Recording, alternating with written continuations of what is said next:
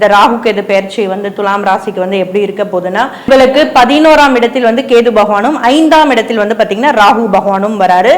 Already வந்து பாத்தீங்கன்னா துலாம் ராசிக்காரங்களுக்கு வந்து அப்படியே பிச்சுட்டு போகுது இந்த வருஷம். அவ்வளோ ஒரு அருமையான ஒரு அம்சம் இருக்கு. குரு பகவானோட 5ஆம் பார்வை வந்து இவங்க மேலேயே விழுது. ஸோ அதனால சூப்பராக இருக்க போது.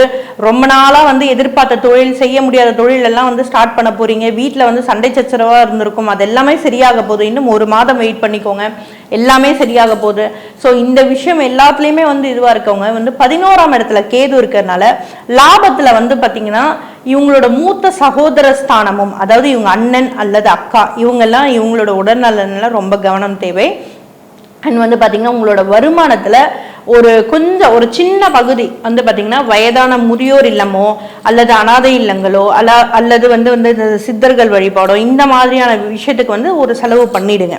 நீங்கள் வந்து சேலரி வாங்கிட்டு வரும்போதே பார்த்தீங்கன்னா ஏதாவது ஒரு சின்ன பார்ட் வந்து பார்த்தீங்கன்னா யாருக்குன்னா செலவு பண்ணிட்டு வந்தீங்கன்னா இந்த லாபஸ்தானத்தில் வந்து பார்த்தீங்கன்னா உங்களுக்கு நிச்சயமாக வந்து எந்த தடங்களும் வந்து இல்லாமல் இருக்கும். அண்ட் வந்து 5ஆம் வீட்டில் வந்து ராகு பகவான் வர்றதுனால உங்களோட பிள்ளைகளோட படிப்பாக இருந்தாலும் சரி எல்லா விஷயத்திலும் வந்து சூப்பராக இருக்க போது.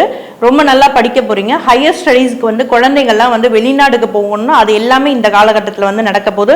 ஏன் நீங்களே போகக்கூடிய வாய்ப்புகளும் வந்து நிச்சயமா வரும். துலாம் ராசிக்காரங்க ரொம்ப அற்புதமா இருக்கு இந்த ஆண்டு. எதுவுமே சொல்ல முடியாது, அந்த அளவுக்கு எல்லாத்தையும் அனுபவிக்க போறாங்க. மிக லக்கியஸ்ட் ராசின்னு பாத்தீங்கன்னா இந்த துலாம் ராசிக்காரங்க தான். குறைந்த விலை, நிறைந்த தரம், தங்கள் தேவைகள் அனைத்தும் ஒரே இடத்தில். ஜெயச்சந்திரன்.